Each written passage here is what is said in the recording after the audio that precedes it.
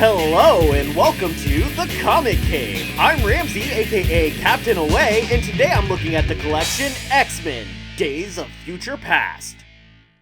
The Days of Future Past collection immediately follows after the Dark Phoenix Saga collection, also from Chris Claremont and John Byrne's run on Uncanny X-Men. In fact, as I mentioned in my breakdown for the Dark Phoenix collection, the first issue in this collection is actually the last issue of the Dark Phoenix Saga. Since I already talked about it in that video, I'm not really going to talk about it here, other than to say I probably should just put that whole issue up as a video itself, since it pretty much just does my job for me of reviewing the entire series of Uncanny X-Men up to this point, only with less jokes. So, probably about the same for most people.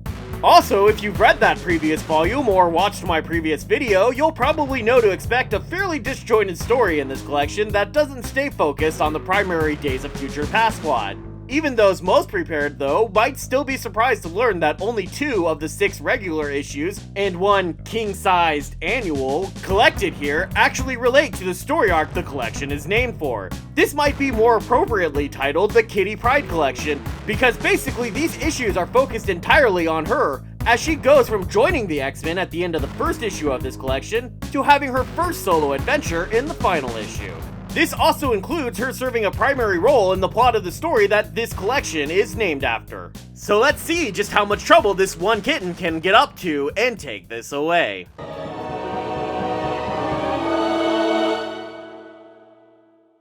The collection opens with a birthday party! Yay! Apparently, it's Nightcrawler's birthday. Look, he's legal now. This is a lot brighter of a moment for Nightcrawler than having to witness his death in the story I looked at last week. Why, Nightcrawler, why? Sorry, it's still raw. I like how they all sing happy birthday to Kurt, except for Grumpy Gus Wolverine over there. Oh come on, Wolvie, we all know you're just being a big tsundere. We've seen how you really feel about Nightcrawler.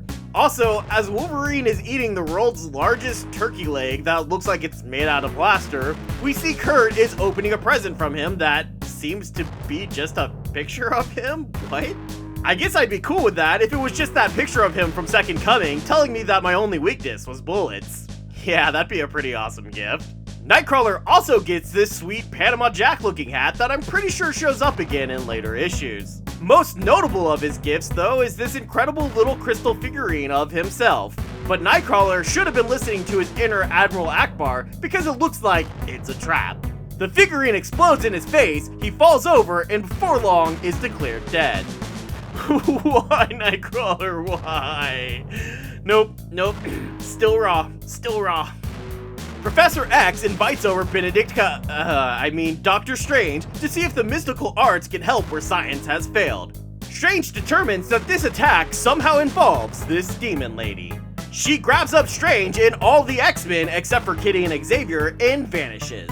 The group, along with Nightcrawler, all wake up in front of this giant full-page spread of these gates with words written on them from Dante's Inferno. I guess Claremont never heard of subtlety. Or of assuming your readers were smart enough to figure things out on their own, seeing as he quickly offers this explanation of what's going on. Oh really, Doc? Is that who wrote the Inferno? Possibly the most famous piece of literature of all time. Thanks for that info, champ. They decide to enter Hell together and are greeted by this Minos guy. Wait a minute, a welcome in for the German and a bienvenue for the Canadian, but no dobro poshalovitz for the Russian? Pfft, some welcome. Actually, I'm not sure Claremont knew any Russian words other than tovarish, because it's the only one I ever see him use, and he uses that one at least once per issue, it seems like. Minos explains to the X-Men and Strange the concept of Hell, just in case somebody somehow doesn't know, and then they proceed to fight their way down into its depths, as Strange believes the only way out is through, just as it was for Dante. When they reach the deepest pit, they run into the giant, 3-headed beast of Satan. Only it's not Satan, it's a sexy demon lady. The same demon lady from earlier, in fact. Her and Strange fight to a standstill until she finally agrees to do what would have prevented any of this mess from happening in the first place and just listens to her son. Yeah, Nightcrawler is her adopted son, and realizes he's not to blame for the death of her real son, his brother. It turns out she created this whole Dante's Inferno thing as a way to punish him for accidentally killing his brother, which he assumed he did it intentionally. Realizing that she unfairly punished him and her daughter, who she turned into ice when she showed up to defend Nightcrawler, which is just so... wow. She apologizes for her mistake and returns everyone home and everything back to normal. The whole just not listening trope is one I see a lot of in comics, and it's definitely one of my least favorite plot contrivances. I mean, I guess it can be a conflict for things in real life, but it just leads to such ridiculous consequences in comics. And the truth is always deployed as an immediate cure-all at the end of the story, and it just feels so cheap. Back home, Nightcrawler's sister reveals that she's been secretly parading about as a woman who looks exactly like her named Amanda Sefton, who Nightcrawler knows quite well, as she's been his girlfriend for some time now. What? Gross. But man, Nightcrawler's reaction to finding out his two favorite ladies in the world are actually one and the same lady? Oh boy. Priceless. As everyone celebrates, Wolverine decides he should try and make Kitty feel more included and invites her over to join the group hug. Man, what's up with Wolverine and teenage girls always being such BFFs? With that, the annual ends and we move on to the actual issues of this series. The first two issues here are a story that sees Wolverine in a snazzy new brown outfit. Yeah, I like the original better. We also see him and Claremont trying out an equally new snarky sense of humor, like his response to Professor X's request to not be called Charlie. I have to admit, that got a chuckle out of me. And Wolverine will go on to frequently referring to the Professor as Chuck, so I guess it all started here. The story here sees him going with Nightcrawler back home to Canada to have a sequel of sorts to his first ever appearance in The Incredible Hulk number 180 and 181. There, Hulk and Wolverine join forces to fight a creature named Wendigo. If you haven't read those issues, don't worry. Claremont, in his typical ham-fisted style, will go into great detail about them. In this story, while Wolverine is trying to convince his old teammates in Alpha Flight to leave him alone so he can continue to be an X-Man, the group gets attacked by a new Wendigo, giving Wolverine a chance to take care of this bit of unfinished business. The man inside of the beast is cured of the curse of the Wendigo with the help of the Canadian super team and some rather racist Native American depictions. I mean, I guess I appreciate old creators at least trying to be inclusive of other cultures, but why is it only Native Americans where people felt any powers they had absolutely have to be derived from their culture as perceived through the lens of white people? The most notable part of this story might be that we learn Wolverine's real name for the first time, Logan. I love Nightcrawler's reaction to learning his name and Wolverine's explanation as for why it was never said before. I kind of wonder if Claremont and Byrne had only just come up with the name or if they were really just deliberately holding it back for a moment like this. With the Wendigo story out of the way, we finally move on to the story this collection is named after, which opens with, whoa, holy crap, that's an awesome first page. I love how this issue title is like a decaying sign on the side of this building here. So cool. Way to bury the lead, collection. Jeez. This story opens in the far-flung future of 2013. Hey, that future is now the past. The title finally makes sense to me. That year is pretty notable though, because although Kitty at one point says 30 years in the future, this isn't exactly 30 years, as this issue came out in 1981. So they could have easily made the future portion set in 2011. Instead, Claremont cleverly puts the date of this future story on the 50th anniversary of the very first X-Men comic, a fact that it draws no attention to, but is a nice little subtle touch. Claremont proceeds to show a remarkable level of constraint that I didn't know he was capable of, while letting the story just unfold and not over-explaining every little thing, including how we got to this decaying future. We see that Sentinels seem to be running things in a Nazi-style fashion, with mutants in concentration camps and people having to wear marks declaring their status in society. Specifically, this means that mutants wear an M, humans with high potential for giving birth to mutants and thus forbidden from breeding wear an A, and regular humans, top of the class war, who wear an H. We also see this very grim Arlington cemetery looking place that shows us it wasn't just mutants who were slaughtered in the Holocaust, but also other superheroes of the Marvel Age. This is confirmed by the definite presence of gravestones for the Fantastic Four, and even a possible Peter Parker gravestone back there. We focus in on Kitty Pryde, but we also see Wolverine, Colossus, Storm, a grown-up Franklin Richards, and this redheaded young woman named Rachel.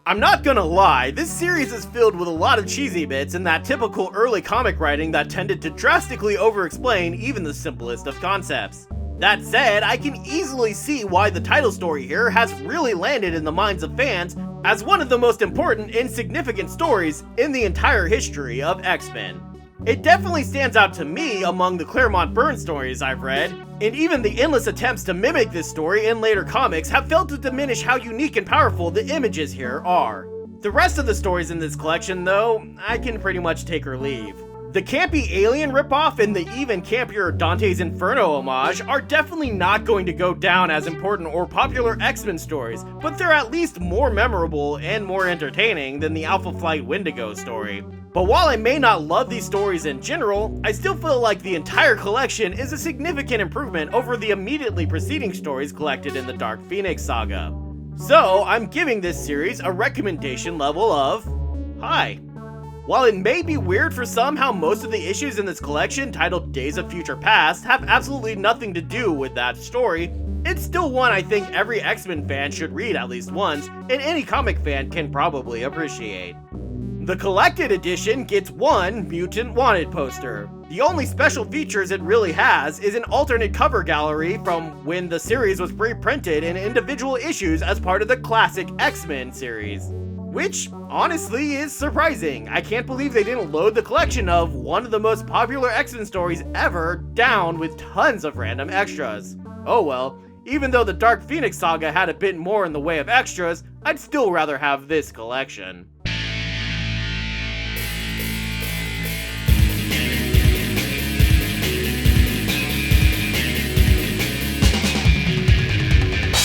Thanks everybody for watching. I hope you haven't gotten sick of me talking about the X-Men. Just in case you have, I am going to move on to a different topic next week. I got some stuff that I'm pretty excited about coming up, and hopefully I'm going to be able to go back and do a few more of my old reviews that I did on my blog before starting this channel. Be sure to subscribe so that you're here for all of that, and I hope to see you next time, right here in the Comic Cave.